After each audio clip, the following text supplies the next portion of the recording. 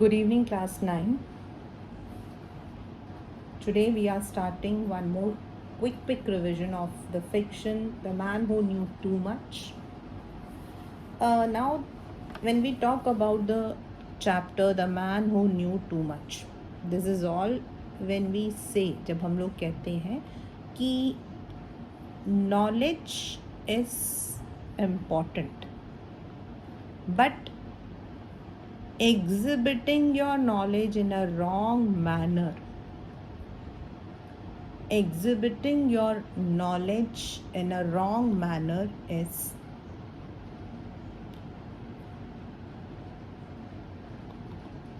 dangerous. This is a very sarcastic story. Even we can say pride goes before fall. घमंडी का sir हमेशा नीचे होता है. तो यहाँ पर we are talking about a man. उसको हमने प्रोफेसर जो है ना, this is a nick name. मतलब हम लोग, आपको भी पता है, आप लोग बच्चे हो, आप लोग भी अपने फ्रेंड्स को निक नेम से बुलाते होंगे ना. किसी को मोटा, किसी को पतला, ऐसे मजाक में बुलाते हैं. सो ये जो आदमी है, इसको प्रोफेसर का नाम क्यों मिला था? क्योंकि प्रोफेसर कौन होता है? जो अपनी नॉलेज को झाड़ता है, जो अपनी नॉलेज को झाड़ता है. हम कहते हैं ना, ज़्यादा प्रोफेसरी मत करो भाई, ज़्यादा जो है सरमॉन मत दो, लेक्चर मत दो. So that is why he has been nicknamed as professor. So this is about a man जिसका नाम था, जो था प्राइवेट, यानी कि अ सोल्जर, जिसकी कोई रैंक नहीं थी, क्वेच. एंड वो जो है, उसको पहले हफ्ते में नॉर्मली ही गेट्स एवरीथिंग जो आर्मी लाइफ में, जैसे यूनिफॉर्म, राइफल और एक निक नेम. उसने सरकास्टिक कहा है. ये जो प्राइवेट क्वेच था, ये थोड़ा लंबा, थोड़ा झुका हुआ, एंड इसने बड़े बड़े चश्मा, मतलब मोटे वाला चश्मा पहनता था, जैसे प्रोफेसर्स होते हैं. और 5 मिनट कोई इसके साथ खड़ा हुआ था. एवरीवन न्यू कि why he was called professor. पहली बार जो है, the first time the narrator had the encounter, जब उनको मस्केट्री यानी कि जो हैंड गन होता है उसे कैसे सिखाया जाता है. एंड व्हेन द पर्सन, जो सर्जन था, जो कि बहुत ही डार्क कॉम्प्लेक्शन था, and he was sun dried as raisin. मतलब रेजिन्स होते हैं आपके किशमिश, लेकिन वो ऐसा लग रहा था जैसे सूखा हो. ही वॉज, मतलब कि उसका, he had a good reputation. Simile उसके पास डेकोरेशंस थी. He was having the services के अपने रिबन्स थे. वो सिखा रहा था मजल वेलोसिटी पर, और इसने जो है इंटरप्ट करके उसको ठीक किया. अब सर्जन जो था, उसने कुछ कहा नहीं, लेकिन हाँ, जैसे टीचर्स होती हैं, अगर बच्चा इंटरप्ट करता है तो they would be punish by asking question. तो उसे क्वेश्चंस पूछे, लेकिन प्रोफेसर को हर क्वेश्चन का आंसर आता था. अब सर्जन ने उसे पूछा कि कोई ट्रेनिंग थी, तो उसने कहा no, it's a matter of intelligent reading. आपके एग्ज़ाम में ये इंटेलिजेंट रीडिंग वाला लाइन आता है. It means it was all because he had the habit of reading. उसको रीडिंग की काफ़ी हैबिट था. He had the habitual reading. अब जब भी इनको मिलता, ये देखते कि ही हैड द ब्राइट, और उसके दिमाग में एक ही चीज़ था, दैट इज़ पहले उसको एक स्ट्राइप मिले, फिर उसको एक कमीशन मिले. यानी कि he wanted to have the V batch, and then he wanted to become an officer, जो कि वहाँ पे हिरार्की में आपका एक रैंक होता है. और वो मेहनत भी बहुत करता था, हर तरीके से मैनुअल्स पढ़ता था, रात तक बैठकर पढ़ेगा. He would ask the questions. उसमें हमेशा एंथुजियाज़म होता था. लेकिन सबसे बड़ी प्रॉब्लम क्या होती थी, जब इनको सुबह अपने मार्चेस पर, मतलब मॉर्निंग वॉक पर जाना होता था, तो सबसे वो क्या करेगा, सब लोग थक जाते थे और बैठ जाएंगे, लेकिन वो जो है, ही वुड बी सेइंग, एक गाना गाएं क्या, 30 माइल्स चलने के बाद भी. सिमिलरली जब पे टेबल पर सल्यूट करना होता था, तो वो इस तरीके से मार्च करते हुए जाएगा as if he was a guardsman. And then इन लोगों को वो लेक्चर देता हमेशा, रिमॉर्सलेस, मतलब उसको ज़रा सी भी शर्म नहीं आती थी. ही वुड बी गिविंग देम, मतलब कि उनको हर तरीके से बोलो तुम्हें ये नहीं आता, तुम्हें वो नहीं आता है. और ऐसा होने लगा कि थोड़े टाइम बाद लोग उसको देखते और वो जो मूवी में दिखाते ना, भागते उसको देखते ही गायब हो जाते. एक अगर किसी ने उनके टीम में से कोई गलती करता तो प्रोफेसर सबके सामने उनकी उसको जो है इंसल्ट करता. एंड अगर कोई अच्छा काम करता तो क्रेडिट अपने ऊपर ले जाता. फॉर एग्ज़ाम्पल, जो ऑफिसर होता था अगर वो कभी किसी की प्रेस करेगा तो प्रोफेसर क्रेडिट अपने ऊपर ले जाएगा कि सर मैंने किया था. And then he would be showing that दूसरों को जो है वो हमेशा नीचा दिखाता था. Condescending means to show someone inferior. इनका जो टीम था, इनका जो बटालियन था, उसमें एक बहुत खासियत थी कि they could recognise the aircraft. And ऐसे ही एक दिन ये लोग ड्रोन की आवाज़ सुन रहे थे, बट प्रोफेसर ने अपना प्रोफेसर ही झाड़ दिया कि that is a north American Harvard trainer, उसका जो कि इंजन है उसकी कितनी आवाज़ है. अब ये लोग सोचते थे हम क्या ही करें.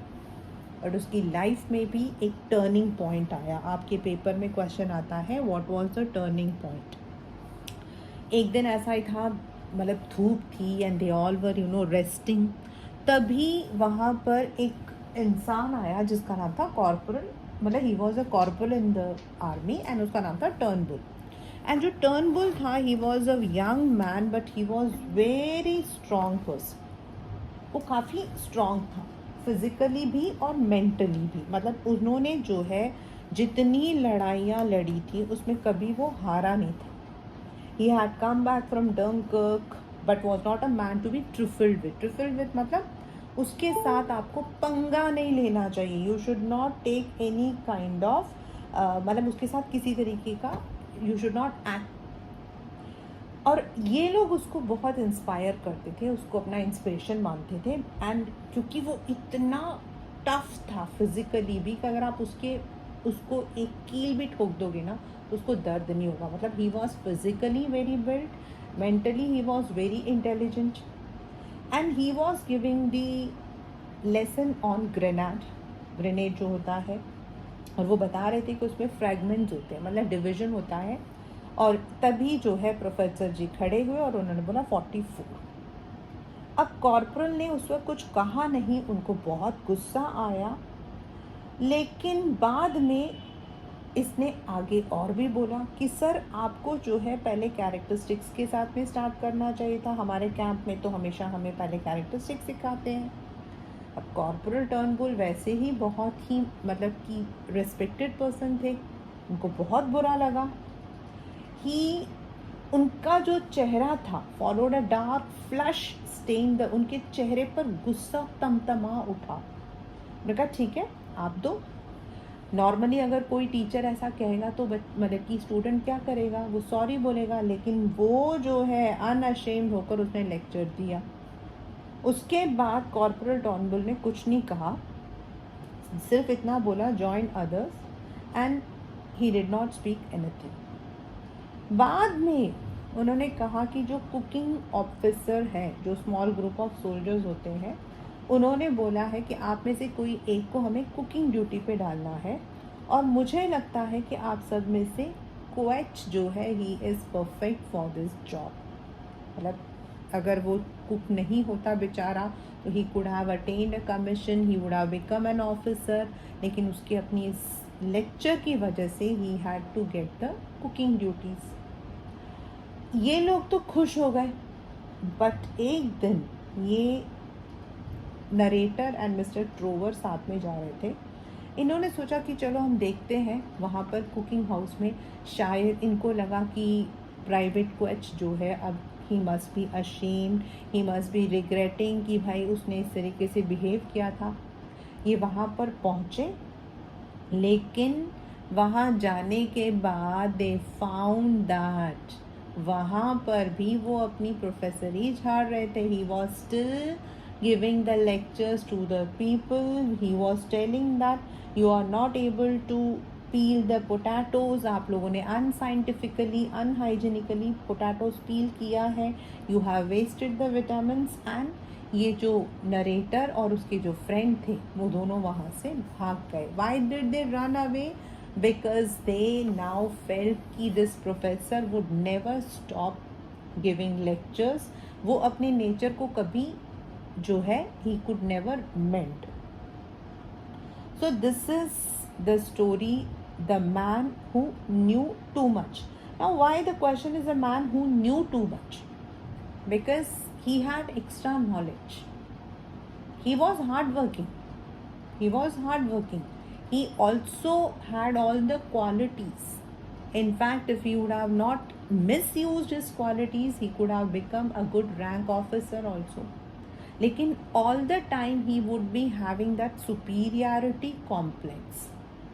Class 9, we must definitely have knowledge, but never be proud of your knowledge, and never have a condescending approach towards others.